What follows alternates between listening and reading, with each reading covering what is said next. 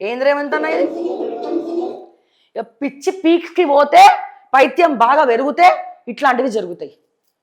గన్మ్యాన్ని కొడతావు, ముఖ్యమంత్రి స్థాయిలో ఉన్నావు నువ్వు, ఓపిక నశించిపోతుందా, ఫ్రస్ట్రేషన్ ఎక్కువైపోతుందా? ఎందుకు కొట్టినవన్నారు ఏమంతన్నా? గన్మ్యాన్ని కొట్టుడు ఏందన్నా? ఏం పైశాచిక ఆనందం ఇది? నువ్వేమో ముఖ్యమంత్రి స్థాయిలో ఉండి నువ్వేమో నీ గన్మ్యాన్ని కొడుతున్నావు, ఆడ ఊర్లలో ఓడిపోయిన నీ సర్పంచ్లేమో మిగతా వాళ్ళని ఎందుకు ఓడగొట్టిరని కొడుతున్నారు. ఇక నీకు వాళ్ళకి పెద్ద తేడా ఏముంది?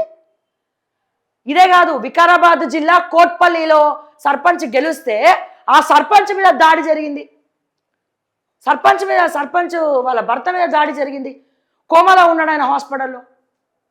సిగ్గు తెచ్చుకోండి సార్, సిగ్గు బుద్ధి లేదు అసలు మీకు అర్థం కాదు. ఏంది దాడులేంది? హాస్పిటల్ ఉన్నాడు. ఇప్పుడు ఆయన పరిస్థితి ఎట్లుందో నాకు తెలియదు. ఒక 2 వీక్స్ బ్యాక్ ఏమో తెలుసుకున్నాను నేను మా రిపోర్టర్ ద్వారా, ఆరాధిస్తున్నా. ఏం దాడులండి ఇవి? చిన్న పిచ్చకుంట్ల సర్పంచ్ ఎన్నికలు, చిన్న ఎన్నిక, దానికి కూడా మీ కాంగ్రెస్ వాళ్ళు పోయి దాడి చేయాలన్నా? ఏం నేర్పిస్తున్నారు? ముఖ్యమంత్రి ఇట్లా గన్మ్యాన్ మీద దాడి చేస్తూ ఉంటే అరే మా ముఖ్యమంత్రి ఇట్లా కొడుతుండు, మేము కొట్టద్దా అన్నట్టు అయిపోయింది వాళ్ళకి. మళ్ళీ మీరు పూజ ఏం చేస్తున్నారు? గోవులో సకల దేవతలు ఉంటాయి. ఒక గోవుని పూజిస్తే సకల దేవతల్ని పూజించినట్టే. మన గోమాత చుట్టూ ప్రదక్షిణలు చేస్తూ మనసు ప్రశాంతంగా ఉంచుకోకుండా ఇరిటేషన్ తోటి గన్మ్యాన్ని కొడతారా? బాగు కొట్టు, నీ మనవన్ని కూడా కొట్టు అట్లనే. గన్మ్యాన్ ఏం చేసిందని కొడుతున్నావు? ఎందుకు కొడుతున్నారు? గన్మ్యాన్ ఏం చేసిందని కొడుతున్నారు? ఇట్లా చేస్తేనే వాళ్ళు మైండ్లో పెట్టుకుంటారు. మీకోసం నిజంగానే నేను చాలామందిని చూస్తానండి, చాలామంది గన్మ్యాన్స్ని అబ్జర్వ్ చేస్తూ ఉన్నాను. మంత్రుల దగ్గర గన్మ్యాన్స్ కావచ్చు, ఎమ్మెల్యేల దగ్గర గన్మ్యాన్స్ కావచ్చు, నీచంగా బూతులు మాట్లాడతారండి సన్నాసులు. బూతులు. వాళ్ళని ఒక మనుషులక కూడా చూడరు. వాళ్ళు లేకుండా బయటికి పోయే దమ్ములు ఉన్నాయా మీకు?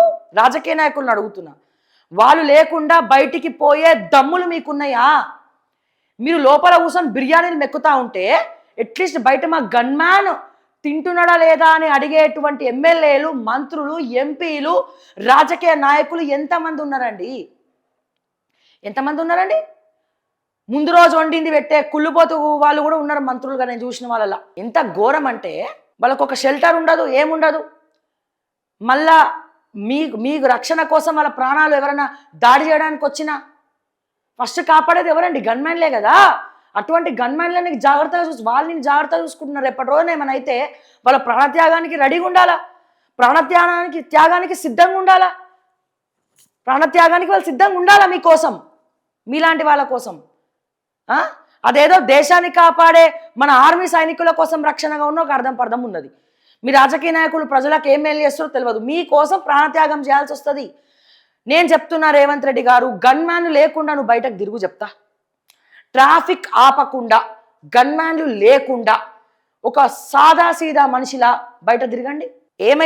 మీకు ఏమైతుందో, ఎక్కడ నేర్చుకుంటున్నారో, ఇవన్నీ ఎందుకు చేస్తున్నారో ఒక ముఖ్యమంత్రి స్థాయిలో మాకెవ్వరికి అర్థం కావట్లే. మీ పరువు మీరే తీసుకుంటున్నారు.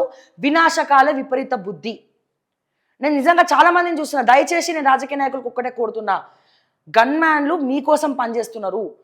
వాళ్ళు టైంకి తింటున్నారా లేదా, నీళ్లు తాగుతున్నారా లేదా, వాళ్ళకి ఎక్కడైనా కూర్చోనికి ఏమైనా మీరు లోపల మీటింగ్లు ఉన్నప్పుడు వాళ్ళకి వసతులు ఉన్నాయా లేవా అనేది మీరు చూసుకోండి. ఎందుకంటే రేపటి రోజున మీ మీద దాడి చేయడానికి వస్తే ఫస్ట్ మిమ్మల్ని కాపాడేది వాళ్ళే. సో వాళ్ళ కోసం మీరు ఆలోచించాల్సిన అవసరం ఉన్నది. దయచేసి మన రేవంత్ రెడ్డి లాంటి వాళ్ళని ఈ కొట్టడం ఇన్స్పిరేషన్గా తీసుకొని మీరు కూడా అట్లా చేయకండి.